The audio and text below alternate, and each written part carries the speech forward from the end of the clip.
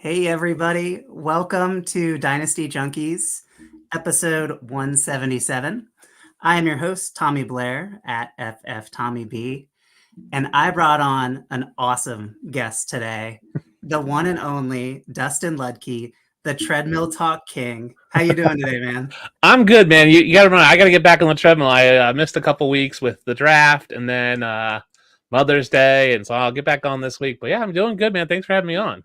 Yeah, awesome to have you. I'm just going to peel back the curtain a little bit. You're a bit of a mentor of mine, so I Oh, appreciate all the advice that you've given me. You've actually helped me grow as a podcaster. It's something that I think this space really needs. So thank you so much for giving your time to me and helping me get better.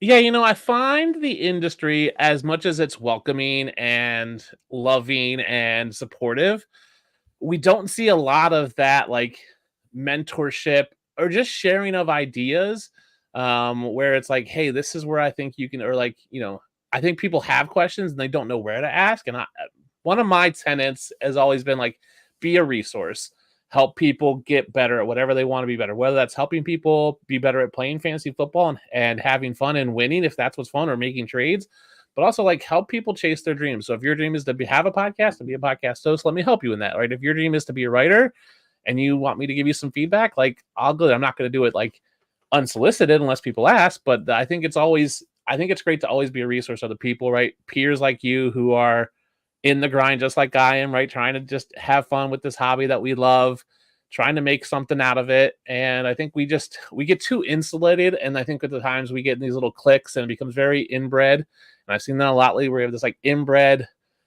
cliques and crew in fantasy. And it's like, let's just spread out and let's just like welcome everybody, but not just welcome them. Like, let's help them. Let's encourage them. So I'm glad I was able to help you with some things, and I'm happy to be on, and let's help some people win some fantasy championships. And I always say, like, I want people to have fun playing fantasy, whatever that is. If winning is fun, I want to help you. If trading is fun, I help you. The most fun I ever had in fantasy football was the year where I tanked and just made a ton of trades because I had a ton of fun with it. It was like, picking up guys, like getting sleepers, getting good keepers picks. It was a keeper league. So, like, I made 3-way trades. Like, that's what's fun, and that would have made it fun. So, if that's what's fun for you, I'm here. You can follow me at the D Unit 13. Hit me up, shoot me a DM. I'm always willing to help people because that's what I'm all about, helping people reach their dreams. Yeah, that's the DAP Network way here at the Dynasty Addicts Podcast Network. Yeah. Like, that's what we're all about. We want to help people get better. We want to extend, the invitation to folks to weigh in and have a voice in the fantasy space. And you're certainly doing that. Why don't you just let the listeners know real quick where they can find your work? Because you're doing some really awesome stuff, man. Yeah, you can find most of my stuff at dynastyprosfootball.com. I am the content director there. So we have a great team of writers that are putting out content left and right. You can find me on Twitter. That's the best place. So anytime I'm guesting on a podcast, I do treadmill talks like you talked about on Sundays. I'll get back to that this week. Where literally that's just me talking on a treadmill. Like I walk on the treadmill for 45 minutes, set up the webcam, walk and talk. And if people shoot me a question, I'll answer your question. So it's live. It's no production, unfiltered. It's just me on a treadmill trying to be motivated to lose some of this weight and go from there. But yeah, find me on Twitter. Find me at Dynasty Bros Football. I've got something fun dropping later this week. I guess it's Thursday, so maybe tomorrow, maybe Monday. So we can maybe get in that a little bit later. But that's the best place to find me is Twitter or dynastyprosfootball.com. Cool, man. Yeah, we got a lot to get into. I know it's the middle of May, but we've got a pretty full show sheet. So I say we just jump into it, man. Let's do it. News and notes. So a new wave of Scott Fishbowl invites went out, which is always awesome to see. Are you in Scott Fishbowl? And if so, have you picked a division yet? Yes, I am in Scott Fishbowl for the third year, so thankful for that. I am actually in the Madison Live draft this year. I am in the Paul Mellon or something Mellon, Thornton Mellon, who's from old school Rodney Dangerfield Back to School movie. Nice. So I'll be in the Madison Live draft. Super excited that we finally got a live. The Madison crew obviously drafted together 2 years ago when we were doing cities. And we've kept in touch, made some really good friends in the area here. Hoove, Jake Trowbridge, Dustin Lunt, Matt Record, a bunch of people who live in the area. So we're really excited to get a live draft this year. So I'll be drafting live July, I want to say it's the 7th. One of those weekends. There's the weekend that most of them are doing live draft. I took the 101 spot. Yes. Mainly if you can tell I'm a Bills fan. So I was like, let me just scoop up Josh Allen and be okay with it. Like I'm in Scott Fishbowl because again, I like the community aspect. I'm an extrovert, so connecting with people is fun.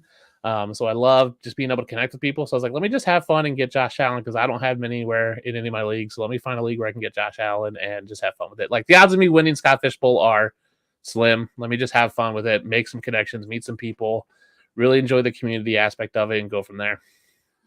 I joined the Lando Calrissian division. Nice. Yeah, I was really pumped for that one.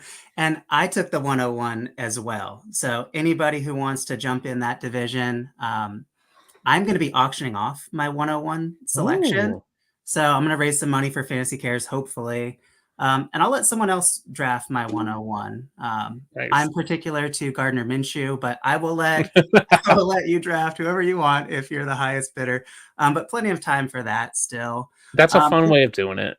It is like we're not going to win, and it doesn't even matter if you do win. Like the whole point is to get awesome T-shirts, raise some money for charity, meet some new fantasy folks. So Yeah, I didn't even look at the other divisions. Like, I think I probably should. Now, I'm a kind of a movie guy, so I'm sure I would have been torn between like which character do I want to take. So I was like, let me. So when Madison now, if you've seen Back to School, it's Rodney Dangerfield joins this. He's like a rich businessman, Thornton Mellon, joins his son at college at the University of Wisconsin, I believe, and it was filmed here. One of my favorite movies. Like, I love it.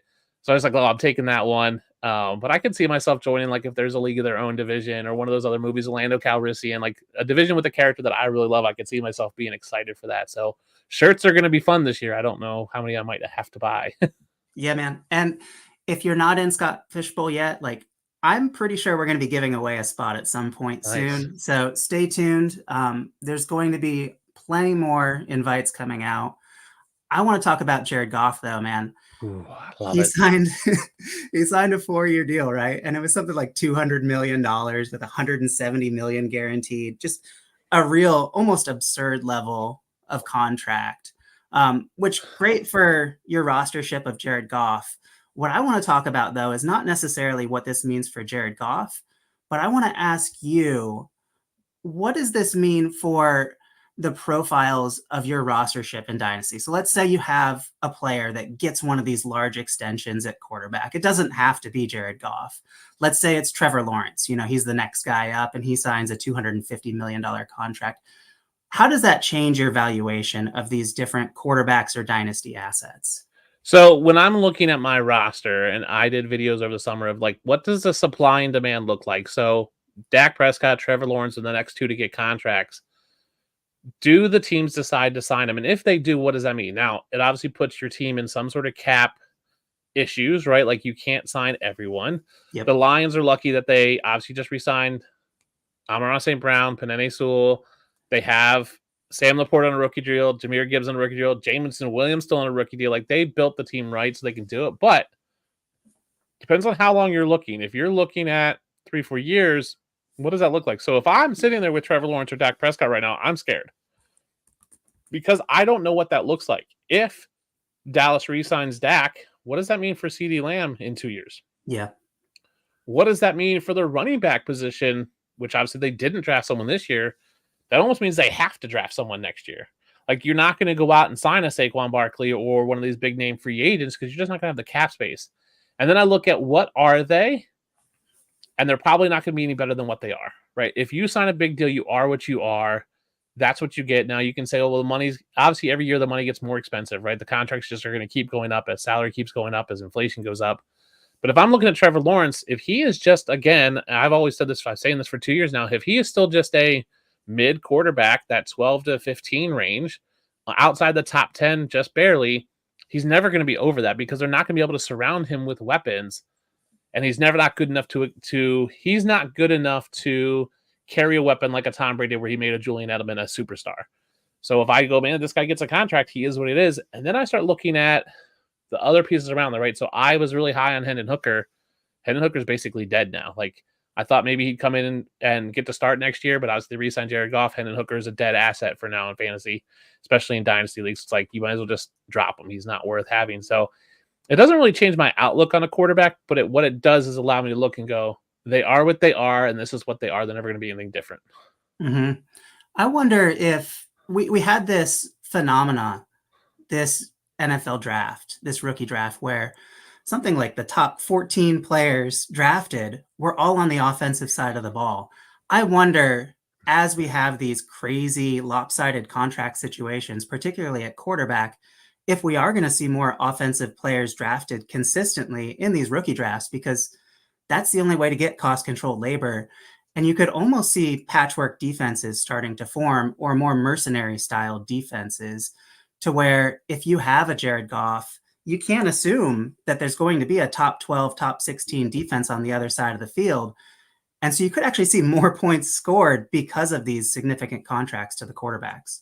Yeah, the problem is that you can rotate guys in on defense. You can't really do that on offense, right? You Yeah. can maybe rotate in an offensive lineman, but you don't really want to.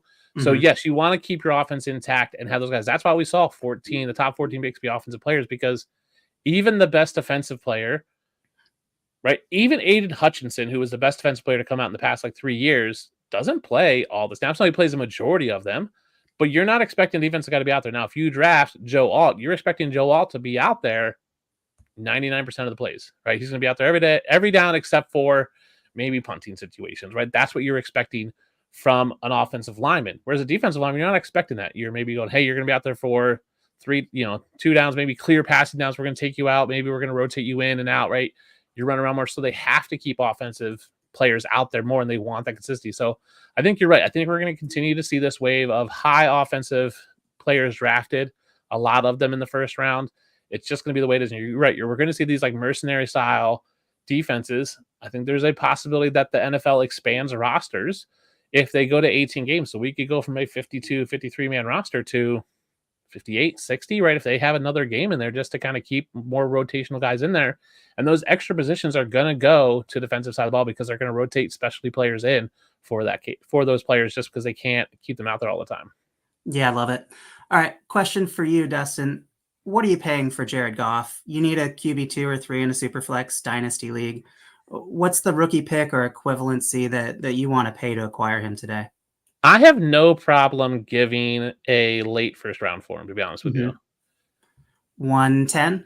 110, I'd probably go 1.8. Like, I don't Okay. think he's worth the 107, which I think for me is that tier break in that rookie pick, right? Is he better than, let's say your rookie draft's going to go Caleb, Marv, Neighbors, Jaden Daniels, JJ McCarthy, Drake May, like Brock Bowers? Is he better than any of the running backs? Yes. Is he better than Rome Odunze? Yes, because he's going to play more. Like Rome Odunze is going to be the third guy in that rotation. Is he better than JJ McCarthy? Yes, because he's probably going to start. Like, he's going to start. You don't know if JJ's going to start. Drake May is where that line is for me. Like, I don't think he's Jaden Daniels better than Jaden Daniels or Caleb Williams. I think Drake May is that line for me. So that's where I put him. And Bo Nix for sure. So, like, he's right there at the 108, because you're going to get a guy who's going to go out there and put up top 10 numbers. I came on a podcast last year and said Jared Goff was going to be a top 3 quarterback.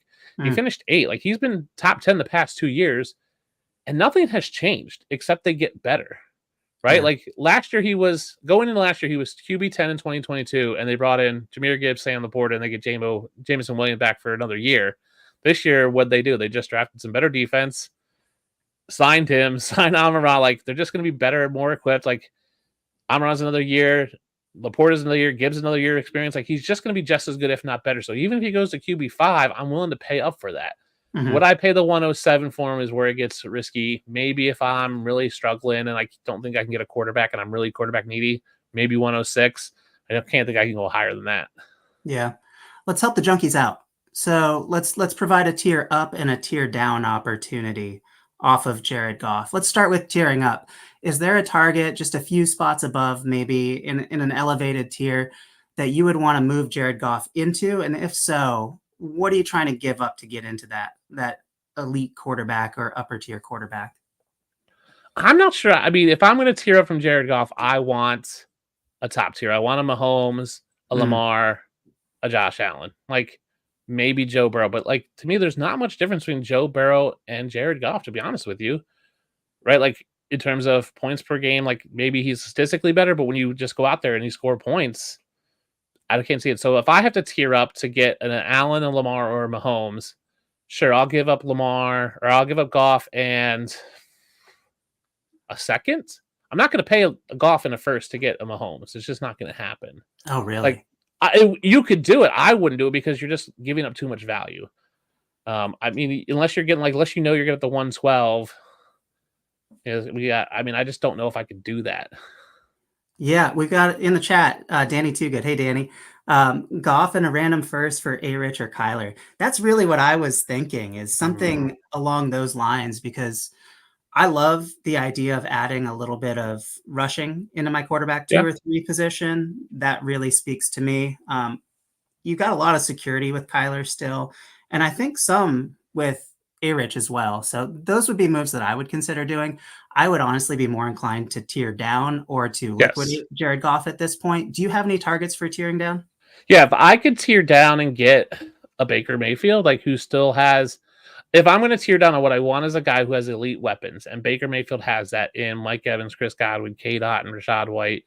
That's what I'm looking for. So like a Baker Mayfield tier down. Maybe you can tier down to Jordan Love, even though I think they're on the same tier. I don't know if that's necessarily tier down with the way Jordan Love's stock is rising. So if you can tier down and get Baker and probably a first, maybe an early second, like I think that's a great move because you are liquidating on that.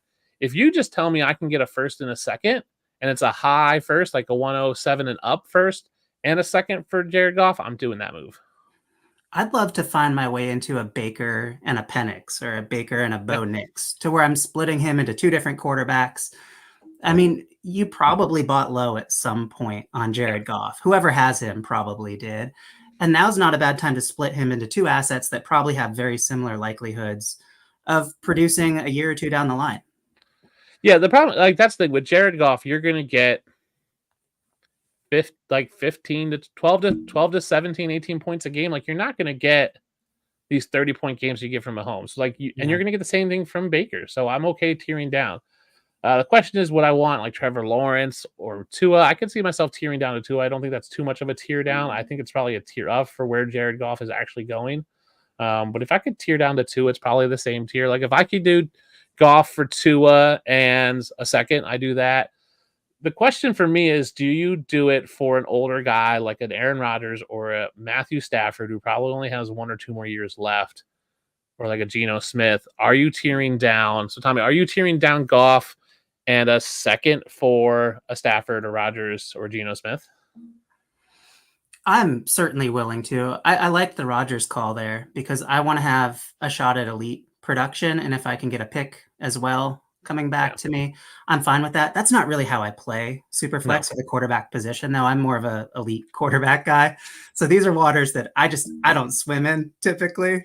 So maybe I'm not the best person to ask. But it's certainly a fascinating value adjustment with this significant contract where, like, you kind of do need to test the market now with your league mates to see where they value Jared Goff. Agreed. And if I have a team where, let's say I have Jared Goff and I can pick up, and let's say I can draft a Drake May, or I like Drake May a lot, or even a Michael Penix, who I think is the best quarterback from this past draft, more than Caleb Williams. And let's say I have a Bryce Young and I have 2 or 3 younger guys, or like a Will Levis that I'm just kind of, and I can trade him for Rodgers, then I'm okay doing that because you get the 1-year rental from Rodgers, and then you can kind of go from it in 2025.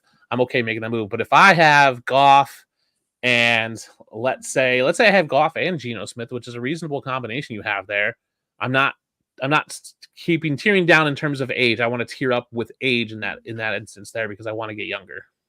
Absolutely. All right, enough Goff talk. I don't think I've really given Goff that much attention in the entire time I've played fantasy. Let's talk about the schedule release, man. So, the Chargers remain the GOAT, right? Their social media team delivered a fantastic schedule release. Yep. What are you doing with this new information, if anything? So I'm looking at it. There's a couple things. Now, for me, it's a lot like bye weeks. Do bye weeks measure into how I draft or pick players? No, but it might be a tiebreaker for me. So if I look at bye weeks and go, man, I've got these guys all on bye week in week 13, which there's a lot this year.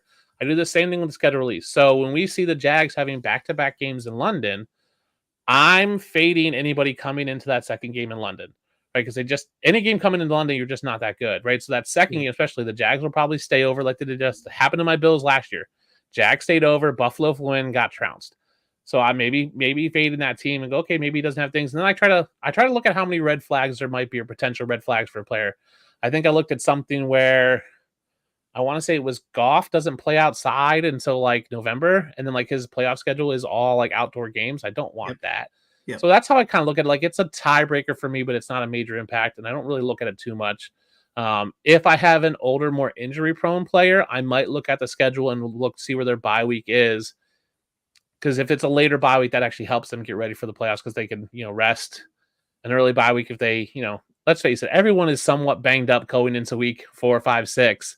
If you have a 7, 8, 9, 10 bye week, you have time to rest and heal. Where if you don't, if you have a bye week in 4, you're not even banged up by then. And like then you just have to play the rest of the game. So I like late bye weeks. There are a lot of weird bye weeks this year where I think we have no one in week 10 and we've got like 6 and 13 and 6 and 10. Like there's a couple weird bye weeks to the way they schedule out. So that's an interesting one. It's just one of those things where you have to keep in mind what that looks like, especially in super flex leagues. That's where it really gets important. If you have or draft 2 quarterbacks and they have the same bye week, you're really sunk that week. And then maybe just lean into it and go, I'm just kidding. I don't care. And I'll just count that as loss and just load up on guys maybe on that bye week as well. Because I want to say it's Bills, Ravens again on the same bye week. So you theoretically could have Lamar and Josh Allen both missing from your team in 1 week. What I'm trying to do is target those situations for my opponents and tier up into one of the 2 guys. I don't really care which one. Same with elite tight end, especially in tight end premium leagues, right? So what I'm doing is first I'm trying to find those poor situations amongst my league mates. We don't know what's going to be happening in week 12, week 14, but we like to feel good about what's going to be happening in week 12, week 14. And if we can sell a little bit of value to gain starting lineup options earlier in the season, that's a really great option, in my opinion. The other thing I'm doing is I'm trying to sell my elite assets laterally to my opponents who are facing me on the players' buys, because people aren't looking at the schedule in that way right now. And it's kind of a sneaky way to pull a Patrick Mahomes or a Lamar Jackson off of the radar, at least until the playoffs.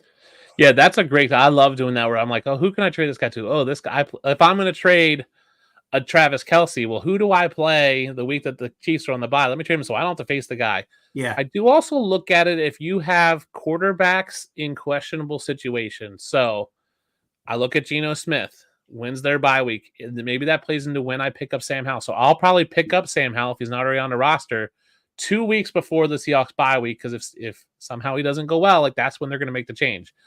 I did the same thing last year with Kyle Trask and Baker Mayfield. Like they had a week 5 bye week or week 6 bye week. And I said, that's the week they'll change if they need to. Now Baker played really well. They didn't pull him. So maybe Michael Penix, I got to look at the Falcons bye week. But if Kirk doesn't play that well, that's when the likelihood that they're going to change. So bye weeks or the weeks following a Thursday night game, because that's also a long week. It's basically like a mini bye. Those are the weeks we see quarterbacks get pulled and benched for the backup, especially if the backup's a rookie or a young prospect that they're high on. Yeah, great point. Same with running back too, right? Yeah. So we usually see these running backfields transition after the bye. It may be a narrative, but it's one that I believe in to some degree. And so as we get this training camp news, X, Y, or Z rookie running back is looking good, trade for that running back 2 or 3 weeks before their scheduled bye, and you might be in good shape there for somebody to take on additional workload. Yeah, bye weeks are super important to pay attention to as we get into the season, because you want to pick up guys, right? You don't want to pick them up and then pick them up and have them go on a bye a week later. Like let them ride to the bye. Like you can drop guys through the bye, pick them up later. Like you can get almost an extra roster spot if you can drop guys and let them sit on the waivers to their bye and then pick them back up, or pick up a guy a week before their bye and just bench them through your bye and then you have them afterwards. And then as you make trades later in the season, guys that have already had their bye, they get an extra week, where guys who still have yet to have their bye, you want to trade those guys away because you're going to get an extra week of production from them. So something to look into later down the season. Dustin, have you had your rookie drafts yet in your dynasty leagues? I have. Well, I have one so far. We are complete. The other one, we're trying to find another owner still. So we're hoping to get a new owner this week and fill out that one. And then we'll start our rookie draft. So I've done one so far, which I was super happy about. How'd it go? It went well. I was able to trade out of the 107. I moved back to 109. I picked up Chigakonkwo. That's a heavy tight end premium. Got 109 Chigakonkwo. I traded the 107 a second, got Chig, the 109, and I think a third. And then I was able to trade 109 a second and a second next year for Jahmyr Gibbs. Cool. Super happy about that. Still had the 111, took Ladd McConkey. I had the 210, I took Roman Wilson. 211 took Jalen Wright. The 302, I took Javonte Sanders. 3.5, Jerome Baker. 308, Dylan Lobby. 310, Spencer Rattler. I got Isaac Urendo at 408, and then Ryan Flournoy at 412. Sell me on Isaac Urendo. Honestly, it's a taxi squad player at this point. I think he's good, not great. Behind a great running back who is also getting older in Christian McCaffrey. He's not going to get much playing time this year. The fact that they drafted him shows me that they like him at least a little bit. Now we know that team could draft someone in the first round and then bench him forever, a la Trey Lance. So it's worth the flyer in the fourth round. I wasn't going to take him earlier. Like I took Dylan Lobby at 308 over him because I think Lobby's going to have more playing time. Now I interviewed Dylan Lobby, love the kid, love what he's doing. He's going to be the third down back there for the Raiders. I think Urendo is just one of those guys where you can sit him back there, and if McCaffrey does go down, he steps in as the elite, as the back. If McCaffrey goes down, I think it's going to be Urendo, not Elijah Mitchell, taking over that role. Music to my ears. He's so acquirable right now. You can get him on waivers. I mean, San Francisco running back is traditionally like something worth a end of roster stash, especially if you have taxi squads. Yeah, Urendo is one of those guys like in later weeks, like I'll just pick them up. Like I'm always big on when I have guys go out on Sunday mornings, throw them in my IR, pick up a spot. He's the guy I pick up. Now, traditionally I pick up quarterbacks, but he's the one running back I probably would scoop up. Now, Christian McCaffrey has been healthy, but he does have some injury history, so you never know. He could wear down. San Francisco has been snake bitten by injuries across the board and just hasn't quite got to McCaffrey, so you never know. That's something I'm doing. I was super sad I didn't get Michael Penix in this draft. He went at 202. I was hoping he'd fall to me, and when he didn't, I just traded out. I actually think I had the 205 for a while, and I traded back once I couldn't get Michael Penix because I think Penix, like I said, I thought Penix was the best quarterback in this draft ahead of Caleb Williams. I was just always worried about the landing spot, and obviously he went to Falcons, which is the worst landing spot because he's going to sit behind Kirk Cousins for 2 years. Yeah, a bit of a contrarian take there. I like it. From the chat, Jason Real, he's been sending 25 seconds for Sam Howell, expecting him to take that job in Seattle at some point this year. What do you think about that move? I love Sam Howell. I think he was really good. I think if the Commanders didn't get sold, I think he's the starter for the Commanders this year. I think with them getting sold, they just knew they had to start over. He played really well, like 21 touchdowns, 21 interceptions last year, 612 attempts. So he had a ton of attempts. Geno Smith is good, not great. Now, Geno Smith kind of fell off, only 20 touchdowns.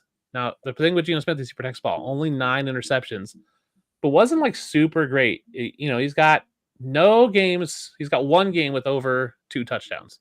So not a high, like I'm going to put up monster numbers. He's a 1-2 touchdown guy. Geno Smith is what I call the line for fantasy quarterbacks. It's 250 yards, 2 touchdowns, and interception. That's the line for games. That's where he's at pretty much all the time, and sometimes really far below it. I mean, he's got games where he throws San Fran last year, 27 attempts, 18 completions, 180 yards and interceptions, no touchdowns. Like he can disappear. He's also 33, so he could just drop off. There's a reason why Geno Smith was a backup for a long time. So I agree. If you can send a second, maybe a late second, I think a high second for. I mean, if you think you're going to be a bad team, a high second for Sam Howell might not be worth it, but I think a second round pick for Sam Howell is well worth it this year. Yeah, love it. Let's move on to our main topic for today. What are we doing after rookie drafts? It's time to turn the page, right? So I think a lot of folks are either in the rookie drafts or they're concluding. It's time to think about the next few months because they are markedly different, in my opinion. And so I want to ask you, Dustin, like, what are you planning on doing over the next couple months? Like, how are you choosing your team's direction from this point forward?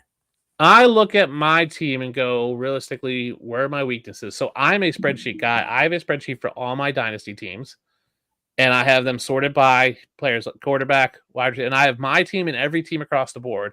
And that's where I look at and go, man, where do I stack up in quarterbacks? Okay, I'm 8th in quarterbacks out of a 10-team league. Okay, I'm 5th in wide receivers, and I'm 7th in running backs. I'm probably not contending this year. So that's where I get my thing. And then I just try to make trades. Now, I will say I will take the next couple weeks off, right? Like there's just nothing happening. But this is also hype season for me. So that's where I start looking and go, who's got the hype and who could get the hype? We are going to see running backs and wide receivers, especially rookies, start seeing these hype videos come out of them catching a pass when no one's around them. I saw one the other day was like a pass that was like slightly like behind him and he barely caught it and was like, oh my gosh, he's amazing. I'm like, yeah, you should catch that ball. Yeah. In camp, you should catch every ball that's thrown to you. Like that's Yeah. just there's no one around you. They're not like throwing it super hard. Just catch it. But you're gonna see the hype. So if you see some of these guys that you have as rookies, if you have a Lad McConkey, a Malachi Corley, if you see these guys who have super hype videos and you think they could be hyped up, you start throwing out those feelers now, especially when you see a hype video. When you see a video come out, that's the time to try to trade them. So start the conversations. This is a good time of year for me to connect with my league mates and just go, hey, what are you thinking this year? Are you a buyer? Are you a seller? And just start that conversation. Don't know players. Hey, how are you feeling about fantasy this year? Where do you see their head? Pick their brains, see what they like. Where they're like, hey, how'd the rookie draft go? Get to know your league mates because there's going to be hype. You're going to see this market value of players that fluctuate quite a bit now. I'm all for that. And then take a week off, enjoy the summer as we get into it. But I'm looking at the hype videos and trying to make trades right now. That's where I'm at for my dynasty leagues. Yeah, preach, man. It's certainly quad season as well. I can't wait to find out who has the biggest quads. Oh yeah, running backs. And so we're gonna see such stupid things come out, like guys jumping out of a pool, or conversely, the other things we're gonna see. Oh, this guy went to Cabo with his girlfriend when he rookie went to Cabo or whatever. Like, who cares? It doesn't matter. Yep. It doesn't matter. So, it doesn't matter. So how far out are you planning your trades or your planned moves? Are you all the way up to week 1? Are you in like a 2-week window? How far out are you planning? I'm planning right now to cap, like I'm looking towards training camp. Okay. So I'm looking to stack especially the back half of my roster. So I take my roster half. I want the top half to be solidified in their position. So I don't want any question marks. So I want known starters. The back half of my rosters, I'm looking to maybe tier down and picking up maybe the long shot of a committee. So maybe you take the Malachi Corley, who's probably not going to start, right? He's going to be behind Garrett Wilson and Mike Williams. Like, he's going to be the third receiver there. But maybe I tier down and go, I can drop out of a Lad McConkey and pick up Malachi Corley and a second next year. And just for the hopes that works out. Because then if it doesn't, I can then move on. So I want surefire starters. I want the guys that don't have any question marks. And then I'll drop back and get the Sam Howells and get those guys who might take over at some point. Give me some lottery tickets because once training camp hits, then we start seeing how things wake out. Mm-hmm. If you haven't made those trades before training camp, you're probably not getting them after training camp because either we know that they're going to be starters or we've seen them do something or they're not. And it's not worth getting at that point. Yeah. Good friend of the show, Dynasty Outhouse, Russ Fisher, says right now is value accrual season, right? Like, just bring on all the value in the non-point scoring season. I'll fix my lineup needs come August, come September, come October, right? Yeah. When the season kicks off, then I'll start to address those. I play a little differently. I'll tell you what, Dustin, just yesterday, I was actually setting lineups. I'm using very heavy air quotes here for the listeners. I was looking through though, and I was saying like, okay, these are the teams where I need to start thinking about this position in this tier. And for me, that's really helpful because I want to know between now and August, what do I need to get accomplished in order to feel comfortable about my team's direction? I don't think there's anything wrong with that this time of year. I know we don't have needs on our rosters and our lineups, but it's not a bad idea to understand the gap between today and August 31st. Yeah. I will say one thing I do is I go even further than that. I start looking at years.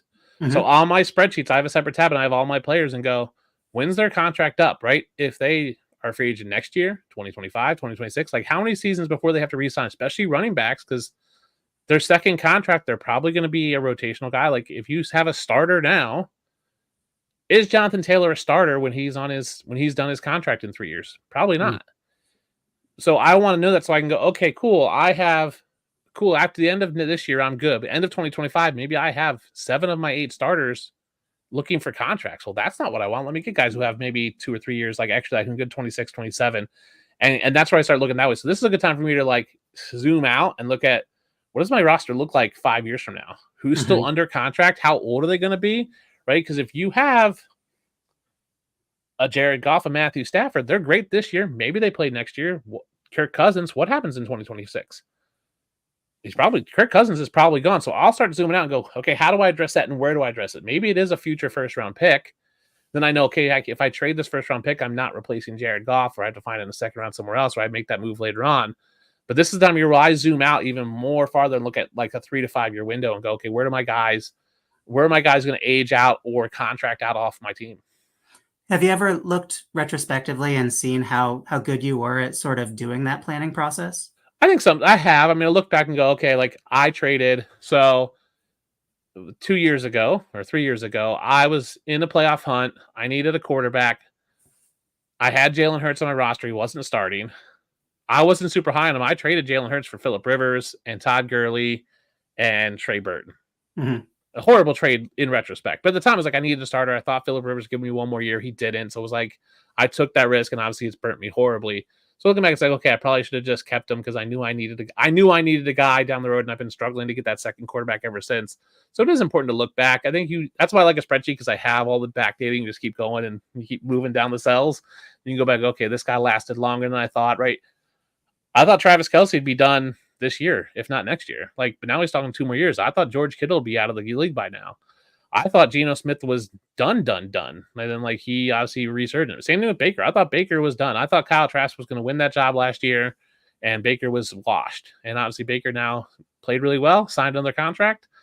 If I had Baker, I was probably selling him, but I obviously was wrong on that. So I think it's okay to be wrong, and you just learn from that. But I think there's some value in looking at contracts and going, okay, where it's at. And that's why I did those supply and demand videos, because when you look at what's the quarterback position look like, that's why we saw a bunch of quarterbacks go high this year, because there wasn't a ton out there in free agency, and there's going to be a ton next year. So it was like, do I want to pay a Dak or a Tua or a Trevor Lawrence, or do I just want to take a rookie? And people took rookies this year because they weren't expecting to have a ton next year. When I think of shaky quarterback situations, it's hard not to think about the Steelers. Yeah. What are you doing with Russ Wilson, Justin Fields? How is that shaking out in your opinion? So again, that's where I'm going, and I'm getting the Justin Fields right now. I'm selling Russell Wilson for Justin Fields plus, because I'll take the long shot that Justin Fields plays because he's younger. Now, are the Steelers going to pick up his fifth-year option? No. But who's more likely to get a contract? Justin Fields, who's probably 24, 25, or Russell Wilson, who's 34? I'm going to bank that Russell Wilson's not going to get a contract, and Justin Fields will somewhere, and I'll try to pick up a Justin Fields and get that value now. I think they're both off the team next year. I wouldn't be surprised if Justin Fields takes over at some point. If Russell Wilson can't be great. They have a good team, not a great team. Pickens, Roman Wilson, Freiermuth, probably going to be run heavy. They got a tough division. So what happens if they're all of a sudden sitting there at 3-6? You just make the switch. So again, going back to the schedule, when's their bye week? Because that's probably when they're going to switch. Yeah, it's a good point. I don't have high hopes for either, but I don't either. But I think that Russ Wilson is probably the most likely to carry this thing through the season, and they're just going to use him very much like he was used when he was much younger. Maybe not with the running capacity, but manage the game. Manage the game. We'll take it from here with Najee Harris, with Jalen Warren, and with a solid defense. So I don't know if they necessarily matter at all for fantasy this year, but it's those types of situations where if you're open to being wrong at a decent value, it's not a bad idea to put that as your QB4 or QB5 and have some leagues where you've got Russ Wilson, the others you've got Justin Fields. That way you're capturing the upside either way. Yeah, and looking at it, Pittsburgh has a week 9 bye. So if they are, they got 8 games. So if they're 4-4, do they stick with Russell Wilson? Probably not. They should win a bunch of games. They got Atlanta, Denver, Los Angeles, Indianapolis, Dallas, Vegas, Jets, Giants. They should win 5, if not 6 of those games. Yeah. They have no divisional games. So you have to be thinking the Steelers that we're going to be 5-3. So if they're 4-4, they go into the bye week in week 9. Do they think about making a switch? Yeah. Honestly, I would rather just carry Russ Wilson for the first half of the season at a steep discount and figure it out from there when a third of the league is checked out anyway, because they're in rebuilding mode. So that's true. Either way, let's move on to some Dynasty Junkies Listener League updates, though. We do have a couple of trades that I want you to weigh in on. All right. The first one, Devon Achane or DK Metcalf. These are just pretty typical Superflex tight end premium leagues.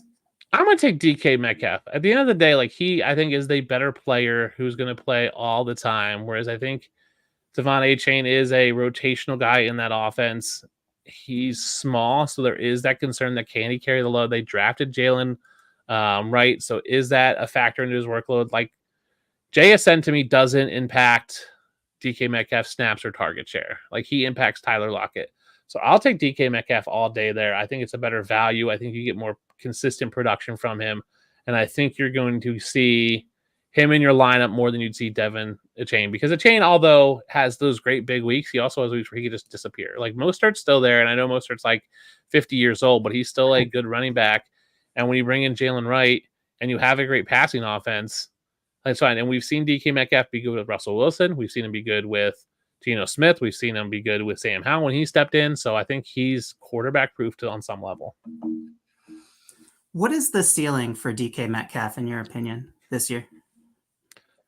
I mean, I think it's what he's always been. I think he's easily can be, that wide receiver just outside the wide receiver one, maybe a mid wide receiver two. Like he was wide receiver 21 last year, so 8 touchdowns. I think that's the realm where I'm looking at him. Like I think he's going to have another 7 touchdowns, probably 1,000 yards, probably 70 catches. So like if you get a wide receiver 2 out of him, I'm happy. Now, if he's your wide receiver 1 on your team, that worries me because he can disappear at times.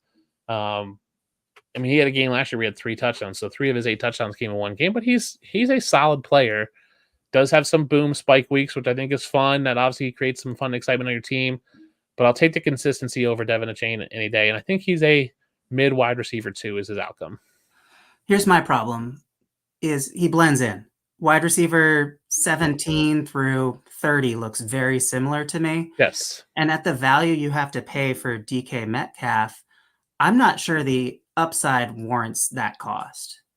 Whereas with Devon Achane, I think that there is that ceiling outcome, even if it's not necessarily the most likely. And so if I'm in a 14-team league, I think I might chase upside here because if I'm thinking about my opponents, right? If I'm thinking about the person I'm facing, and if in their flex they have Achane or if they have Metcalf, who am I worried more about? that's true. Achane, right? It's the upside of 45, 50 points on 12 carries with a bunch of touchdowns. Like, to me, that matters. I want to chase upside, even if it may be a riskier profile. Yeah, I mean, that's a fair thing. If you're in a bigger league, you go with the upside.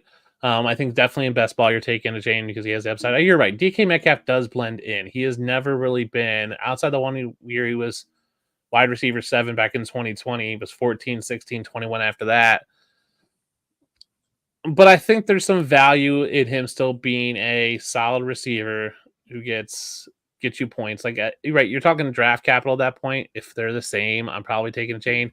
Right, if I look across my lineup and I see the guy having Achane in his flex, I'm worried that there's going to be 50 points. But then when he doesn't score and he scores 2, and I'm like, well, that's Devin Achane, right?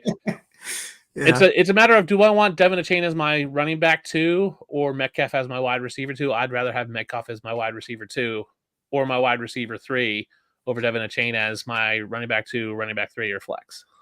Ultimately, a pretty fair trade, though, right? Yeah, it's a pretty fair trade. Yeah, I agree. Moving on, we've got a big deal here. So Garrett Wilson on one side, who I don't know where you're at with him. I'm a little conflicted with Garrett Wilson.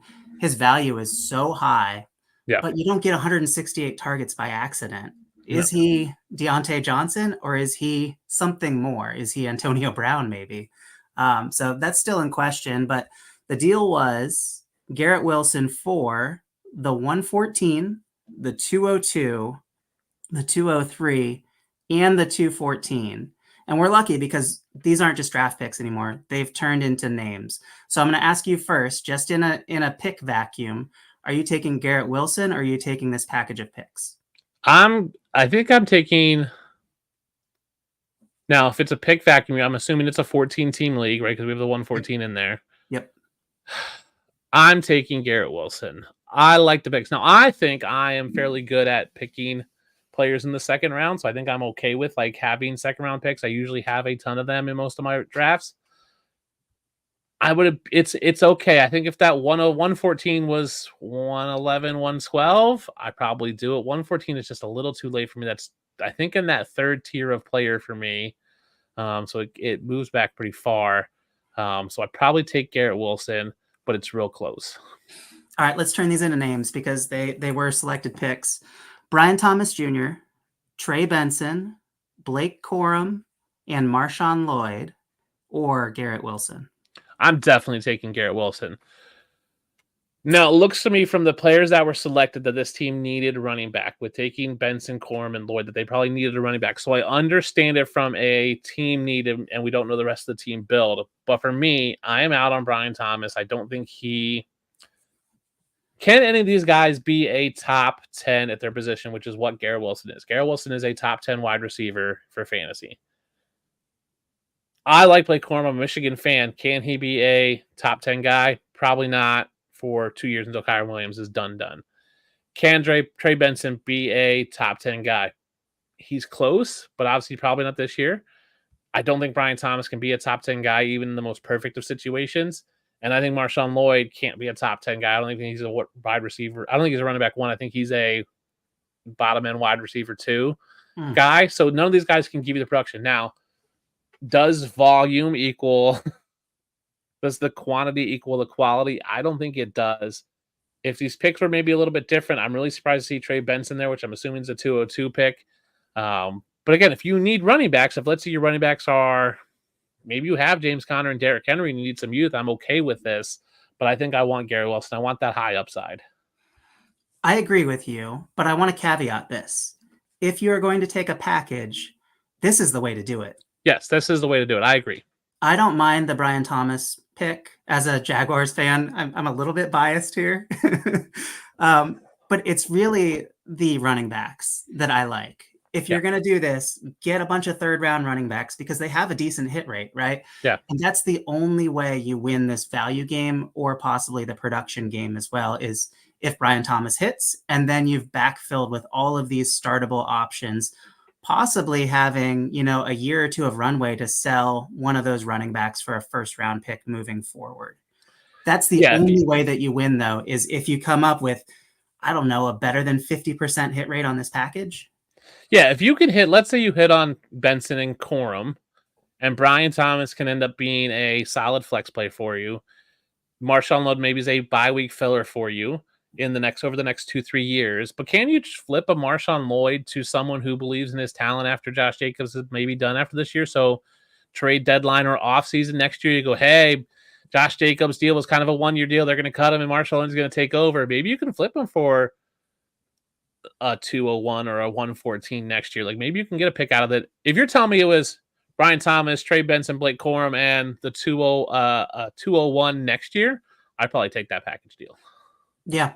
I don't mind this. It's an okay trade, but it's an okay the value side and my lean is pretty firmly on Garrett Wilson. And I will say, right, if the team build was I need running backs, I think you did really well to shore up your running back room with Benson, Corum, and Lloyd. Like that's a great move if you are struggling at running back. You've got a lot of youth who are potentially, I think Benson and Corum are going to be starters for the next 5 years. Now, probably not so much this year, but 25, 26, 27, 28, you're looking at starters on their rookie deal. So I think that's great if you needed running back depth. Yep, absolutely. Let's go to everyone's favorite segment, Find Me a Trade. I don't have Brian Haar's drop, so I'm gonna do my best. Find me a trade. So this one was submitted by Danny Toogood, my buddy at Danny Toogood. How you doing, man? This league, let's see, his comments. He wanted to treat this league, which is a 10-team Superflex 2-point tight end premium, a 1-point premium, so 2 PPR for tight ends, start 13. He wanted to treat this, where is this? Here we are, as a 12 by 11 league in terms of a 12-team league, start 11, because there's a lot of starters here. So he's minimizing the importance of quarterbacks since it's a 10-team league, and he's increasing the value of tight ends in his mind since it's an extra PPR for tight ends. And you also get a half point for tight end first downs. Let's see.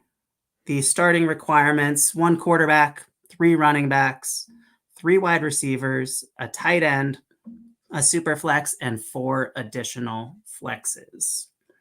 So a lot going on there. 4 flexes and the super flex. Yeah, a lot of flexes. Let me kick it. Let's see. Let me break down the roster real quick. So at quarterback, we've got Josh Allen leading the way with not much else. Jacoby Brissett, Mac Jones, Taylor Heineke. At running back, Derrick Henry, Dante Foreman, James Conner, Najee Harris, the aforementioned Devon Achane. At wide receiver, Brandon Cooks, Chris Godwin, DJ Moore, Cortland Sutton, George Pickens. At tight end, Travis Kelce, Evan Ingram, Jake Ferguson, Trey McBride. A lot going on there.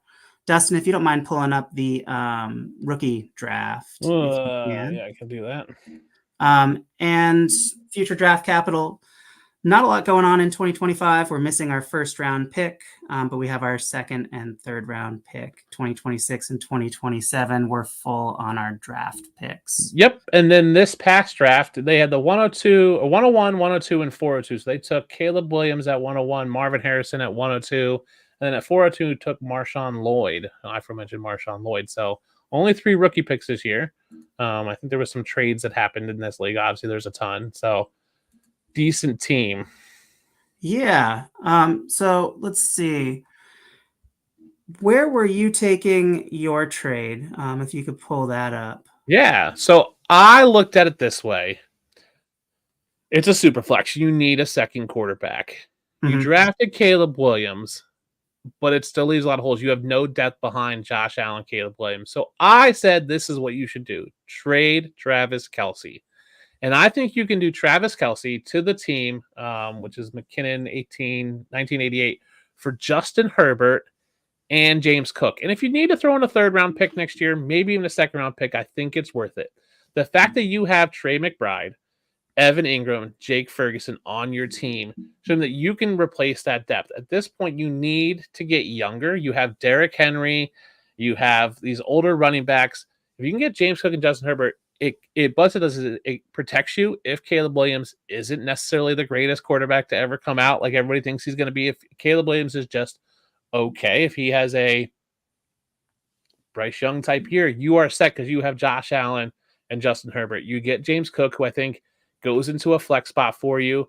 You still have good receivers. You have the depth at tight end, and the team you're trading for only has Mark Andrews, plus they have 3 starters at quarterback. I believe they have Kirk Cousins, Justin Herbert, Jalen Hurts, Aaron Rodgers. They have 4 starters. You can only start 2. So they've got 2 guys just seating up their bench, and they have 1 tight end in Mark Andrews, where you have 4 startable tight ends in Kelce, Ingram, McBride, Ferguson. So I think you trade Kelce, get that king's ransom of Herbert and James Cook from him. He still has plenty of running backs because he has Aaron Jones, Josh Jacobs, DeAndre Swift with Montgomery. He's got Keaton Mitchell. He's got Dobbins. He's got Clyde Edwards-Helaire, some depth pieces. He's got good receivers. I think it just makes sense. He's got no picks in the he's got a third and a fourth next year, so maybe it's Travis Kelce in the third. I would start with just Travis Kelce for Herbert and James Cook. Get you some little extra value now and allows guys like Caleb Williams, like McBride, to replace Kelce as he's going to move up. I think it just gives you a little more depth at your positions that you have depth at tight end. You need depth at quarterback. You just don't have it right now.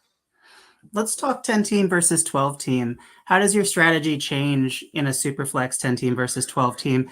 And do you think that it dilutes the quarterback position at all in this format? I don't think so with Superflex. At Superflex, I think you always need to have 3 starting quarterbacks, no matter if it's 10 or 12 teams. It's just harder to get in a 12-team league, right? Mm-hmm. You need to have 3 guys that are going to start every week. I get that. Let's just say, Taylor Heineke, now Jacoby Brissett may start to begin the season. Maybe he fills in, but once Drake May steps in there, Jacoby Brissett's not coming back. Mac Jones, unless Trevor Lawrence gets hurt. So you have some like pickup pieces, but those are guys you can pick off of waivers. Like if you drop Heineke, Brissett, and Mac Jones to waiver, probably no one's picking them up right now in a 12-team. In a 10-team, they might. So it does play that kind of game in league size where you can probably drop some of those guys. Maybe not Brissett. Maybe someone scoops up Brissett and hopefully starts a couple weeks. But you can drop Mac Jones. Taylor Heineke shouldn't even be on your team. Like he's third on that depth chart now. Like he's just, you can just delete him out of your league. Like he's never going to play. So I just think you need to have a third quarterback. Yes, Caleb Williams is there. But even if Caleb Williams is what they think he's going to be, if Caleb Williams comes out and he is the best quarterback prospect he is Andrew Luck, there's nothing wrong with having Josh Allen, Caleb Williams, and Justin Herbert, having 3 really good quarterbacks. bye weeks are going to play into that. Like, you need a guy rotational, and it just gives you more leverage later on. If you all of a sudden don't win some games, you can leverage Justin Herbert and get those picks back. Like, you could leverage Justin Herbert and get a first and a second in a super flex league. So I think it makes sense. Like, Travis Kelce has the name. He had a down year last year. So does that continue as he gets to be 34, 35 years old? I think it's worthwhile trading Kelce now, getting the name and the value out of him now before he drops off even more. I love getting Justin Herbert. I think that is a savvy move. I'm into the profile. I don't believe that the dip is coming the way that the market seems to. The question I have is, what is the most different thing? Yeah. And that is Travis Kelce. And so I'm always reticent to give that up. I think I would in this trade. I like your deal. And if that can be accepted, I would certainly propose it and take it. However, it is with the caveat that, like, you are giving up the most uncommon asset in the deal. And that's always a scary thing to do, especially in a 10-team league where you need to be more different. You need to have more of those real lid lifting type assets in your starting lineup. No, I agree with that. I mean, that is the hard part, is you are giving up the guy who is a difference maker across the board. But if you look at it last year, he scored two. Like, the year before in 2022, he was so far ahead and above. The gap has closed, right? Yep. Laporta Ingram outscored him last year. He had 290 points, same as Hawkinson. 203 for Kittle, 201 for Njoku. McBride had 182, and McBride didn't play a full season. Or I guess he did play a full season, but he was, mixed in with Zach Ertz. Like, he's only going to be better with Kyler coming back. So we could easily see McBride and Kelce score very similar, within 10 points of each other, which is what, 1 point a game, 1 or 2 points per game this year. So I think because you have McBride, Ingram, Ferguson, that's why you can make it, because you have the depth and you do get the haul for it. So I think Kelce for Herbert and James Cook is a reasonable trade that probably gets accepted from that guy. Mm-hmm. Yeah, this team to me is a little bit fragile, right? So there's aging pieces, there are elite pieces certainly on this team. They're high upside pieces, but not a lot of depth, which I'm okay with, and not a lot of security going into future years. Yes. I'm wondering if we want to capitalize on that or if we want to kick into more of a working rebuild. I like winning. I like trying to win. I think that it's important to continuously try to win as long as that window is open. And so that's how I approached my trade. Looking at the scoring format, good tight ends outscore good quarterbacks. Great tight ends don't outscore great quarterbacks in this league, but somewhere in the 6 to 14 range for both positions. It's the tight ends that I'm looking for, especially with so many flexes, because I can load up 5 tight ends if I want to in those flexes. So that's what I'm looking at. I decided to lean even harder into the tight end position and not trade away Travis Kelce, but to trade away one of my wide receivers. And that's George Pickens moving into George Kittle. I think that looking at completed trades over in the DLF Trade Finder, this has been done, some iteration of this multiple times this non-point scoring season. I like Pickens. I'm not one of the haters. I don't think he's a godsend. I think he's a good wide receiver. But like we were saying earlier with DK Metcalf, he's in that tier of wide receivers that probably just kind of blend together, where you can have 20 different ones that all look pretty much the same. George Kittle does not look the same. He is somebody who has really, really high upside, especially in a 2.0 PPR plus the half point for first downs. I think that he is the type of player that you want on an aging, fragile team with a few elite players. I would also love to squeeze out Tucker Kraft if I could by doing a small adder of a third and a fourth or something in this deal, but that's more ancillary than the main piece being George Kittle. What do you think of moving George Pickens into George Kittle? It's a fine trade, right? But you are leaning heavy into your team this year, and you're making a big push. Yeah. My fear is that without having a first next year, now you have a second, you have 2/3. You are loading up. You have now an aging roster that you can't start really replacing until 2026. I think the second round does it, right? So you could look at a team where James Conner, Derrick Henry, Kittle, Kelce, Brandon Cooks are all not fantasy assets next year. Yep. you can't replace them with a second and 2/3. Like, you need a first to get a guy. Now you're hoping McBride steps in, you're hoping Ingram plays another, you're hoping Jake Ferguson takes a step, you're hoping Devin Achane can move up in there. You're hoping Najee Harris gets a contract somewhere and he's a starter. So you could really be hurting for starters in 2025 and you don't have a lot of picks to get that back. And nor do I think you can get those for those aging assets. So it's a good trade if you're like, I'm just going to go all in this year, make that trade. It makes sense, right? You're right. You can load up your flexes with all those tight ends and score a ton of points. I think you're right. If you're going to do that move, you want to get a Tucker Kraft, something, a younger piece like that to kind of help you build if those guys do age out. But I'm worried about what the rebuild would look like or retooling after this year if you don't have picks and you would just have very few tradable assets after that. Yeah, it could certainly get messy. Where do you think Danny's team should look like in 12 months? What do you think he should be doing over the next 12 months, just directionally with this team? I mean, I think he definitely needs to get younger. He definitely needs to find a way of aging, tearing down in age. So I like Henry and James Conner. I think they're both good. I would want to shift one of them out for maybe a tier down running back and a pick, especially if I get younger. So if you can trade a Derrick Henry after a couple good weeks for, I'm looking at Corey PSU's team who has a Travis Etienne or a Tajay Spears or something along those lines, a younger guy. One of the teams says Barkley, Breece Hall, and Bijan. So like 3 young guys. Can you pry one of them away if he's making a push and do some things where even if you have to trade a Derrick Henry in a second for a Breece Hall, like, is that something you can do? Like, if Derrick Henry is producing the same as Breece Hall and you have to throw a second to make that trade happen just because you get younger, that's what I'm looking at. I want to get younger and I want to get some flyers. So if you drop Taylor Heineke, can you pick up a young guy who might get a chance? Is a Sam Howell available out there somewhere that you can kind of somehow sneak that out of the guy who has Jared Goff, Sam Howell, CJ Stroud, Hendon Hooker? Can you get a Justin Fields from the guy who has him, who might be a starter down the road? Can you tier down in age, get younger across the board, maybe pick up some picks, probably for 25, but if not, for sure for 26. Those are going to be the cheapest ones for you because you're looking at rebuilding in 26 for sure. Even if Connor and Henry stick around for 25, 26, they're done.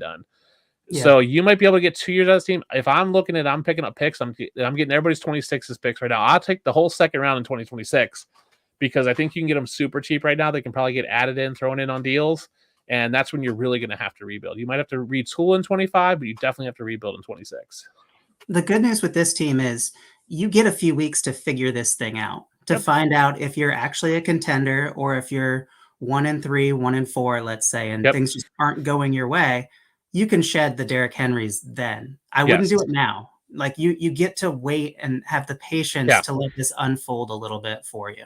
Oh, for sure. Definitely. And you've got 5 wide receivers that are starters on everyone's rosters, right? All 5 of your receivers are going to start for whoever they go to. So you're right. If 4 weeks in, and I keep telling people this in especially in fantasy and Dynasty, 4 weeks, you got to make a decision you're in or out. Like, there's not much time. You only have 13 weeks. That's a 1/3 of your season. There's not enough time to turn that around.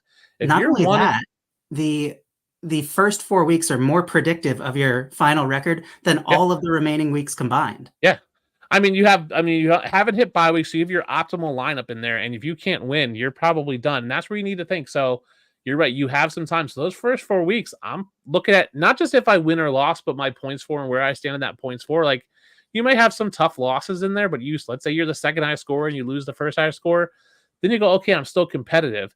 But if you're just getting straight out beat and you're like bottom third of your points for, that's where you're right. You need to start shipping these assets out now, getting picks, and so you can retool in 25, 26.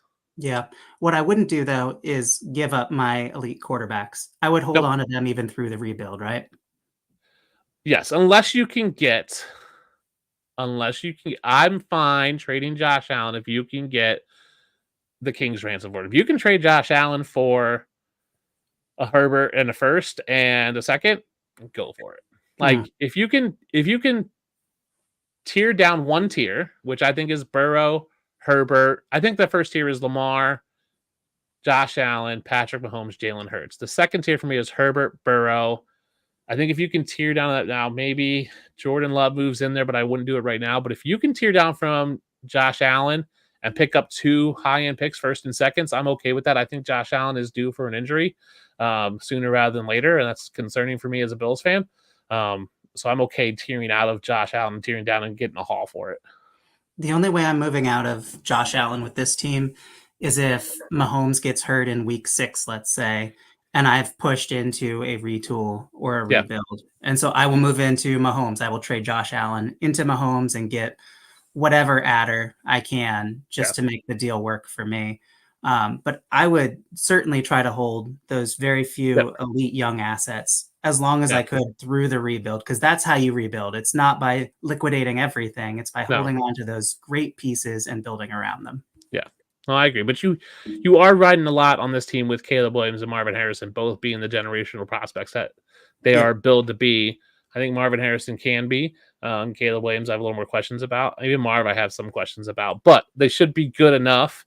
I think Caleb Williams is Trevor Lawrence. So if you're okay with having Josh Allen and Trevor Lawrence, you should be okay with having Josh Allen and Caleb Williams. Absolutely. Well, I hope that helped, Danny.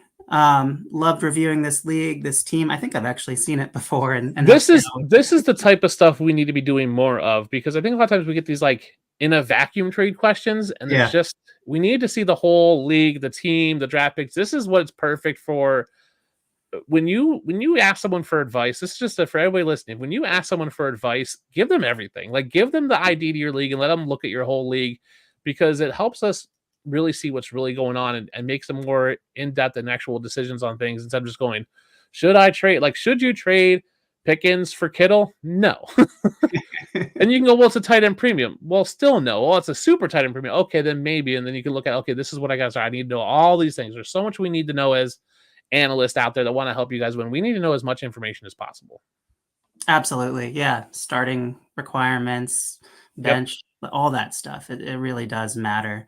Hey, man, I want to thank you for joining us. No problem. On Dynasty Junkies today. We did have one other host who was supposed to join, and he did have a trade in here. Should we do one bonus trade? Let's do it. Get out of here. All right. So we've got one more deal, and this is to trade away Josh Allen, Evan Ingram, and George Pickens. So sort of a combination of all these players we've talked about, to manager McKinnon 1988 for Jalen Hurts, Kirk Cousins, Josh Jacobs, and Tyreek Hill.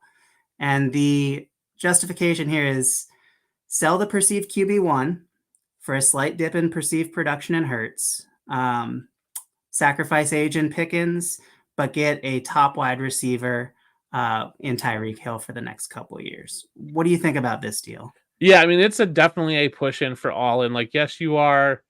It's a lateral move from Allen to Hurts. I think you get a little bit younger, a little less injury risk. You are giving up Evan Ingram and Pickens for age in Kirk Cousins, Josh Jacobs, and Tyreek Hill. So it's really this year, because I think Tyreek Hill's this year, maybe next year, and then he's done. He's already said he wants to play 2 more years. Yeah. It's a bold move to go all in this year. I think it's too lateral across the top with Josh Allen to Jalen Hurts. It just doesn't make sense. I think you would want the rushing upside of Jalen Hurts. Now, if you were telling me Josh Allen for Lamar, then I get the rushing upside. Like, Hurts has not a ton of rushing upside. Yes, he runs in a ton of touchdowns on the tush push, and we'll see if that's still effective this year. I just think it's too lateral for me and too much age, and I think you're giving up too much future for this trade. Yeah, I could see this going really well or really, really poorly. Yeah. And so it's a matter of risk mitigation. Like, how much risk do you want to bake into one single year? If you have the best team in a given league, you have like a 36, 38% chance of winning the whole thing. If that's your shot and you want to take it, go for it. This isn't how I would do it. Like you said, this is just pushing everything into a very narrow window. And I like to build a little more sustainably than this. Yeah, this is right? Kirk Cousins is 1, maybe 2, but could be 6 games. Mm-hmm. Josh Jacobs, that deal is really a 1-year deal. Tyreek Hill, you get 1, maybe 2 years. So you're really looking at rebuilding in 2026. Like, you're looking at a complete rebuild in 2026 at that point. Yeah. And I'll rather just hold on and retool rather than making a big splash like this. Yep. All right. Let's give the listeners your handle and where they can find you one last time before we get out of here. Yeah, you can find me at Twitter at the DUnit13. You can also find my stuff at Dynasty Pros Football. .com. That's where you can find all our work and our great writers over there. I'm the content director, so we got stuff. Tommy, thanks for having me on. This was a blast. I love doing podcasts and love being able to connect with you over the past couple months. And great to come on and talk trades and news and all kinds of fantasy stuff. Yeah, I look forward to your content and more treadmill talks and everything else. Yes, treadmill talks. It's usually around 1:00 on Sundays. It varies depending on what's going on, but I try to get on the treadmill and just. And honestly, if you guys show up and you can drop questions, that actually helps me because I'm just rambling on my whatever comes up in my head about football. So I have a little sheet of notes, but I just wanted to be able to just interact with people. It was really just came from me wanting to get on the treadmill and how do I do that more and what motivates me. So let's talk football. It's something I hate doing, walking on a treadmill, but something I love doing, talking football. So let's combine them and see how it goes. Yeah, totally. Well, thanks to all you for listening. Thanks to the folks in the chat, Jason, Danny, everyone else. It was a blast hanging out with you tonight. Make sure you're following the show at Dynasty Junkies on Twitter, Rocky at Dynasty FF Addict, Scott Sidlow at Scott_Sidlow, at Andrew Hall at Andrew Hall FF, and me at FF Tommy B. Thanks, y'all. Junkies out.